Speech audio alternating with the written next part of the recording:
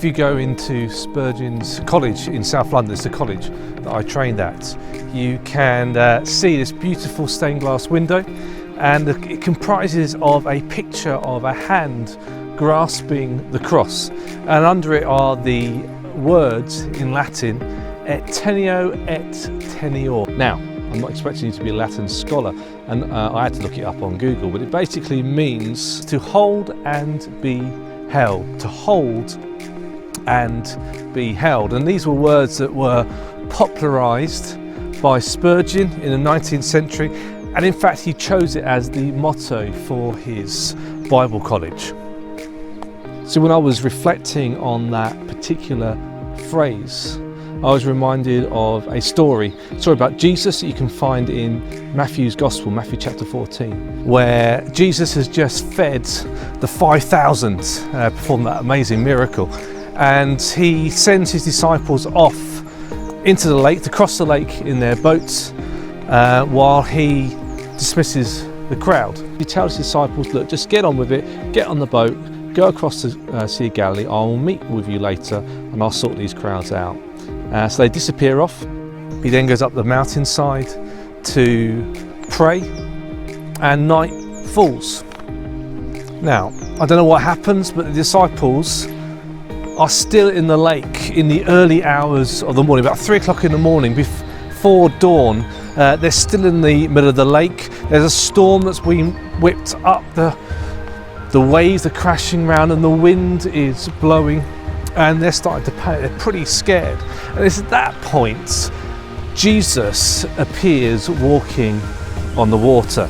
Now, remember, the disciples are scared anyway, and they're even more scared now because what appears to be a ghost is walking across the water towards them. And he shouts to the disciples, look, don't be afraid. Just calm down, you're okay.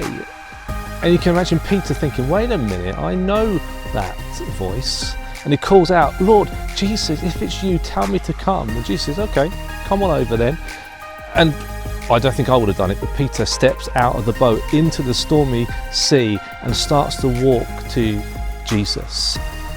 And it's at that point when he looks around and realizes what he has done, and that the waters are raging and the wind is blowing and it's dark and he can't see properly, he starts to sink.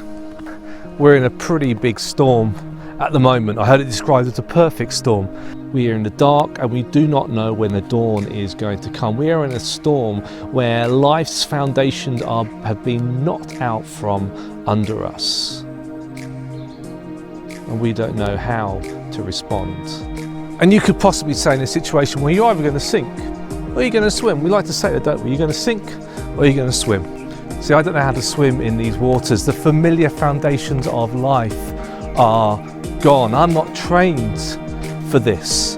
And if I rely on my own strength, if I rely on those things which have always been so secure in the past, if I rely on those things, the reality is I am going to sink. See, when Peter's starting to sink, that's when Jesus reaches down to him and grabs hold of him and pulls him up out of the water. Was Peter right to be scared? Yeah, of course he was. He's human. He was in the middle of a storm. It was dark. It was scary. And should you be scared and anxious about what's going on here at the moment?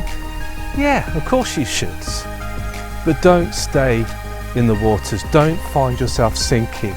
Grab hold of the hand that Jesus is offering to you. How are you going to respond to that hand? Are you going to ignore it? Are you going to just allow yourself to sink further and further into the waters that threaten to consume you? Are you going to try desperately to swim, to do things the way you've always done them, to do things in your own strength? Or are you going to grab that hand and cling on to it for dear life? I hold and am held.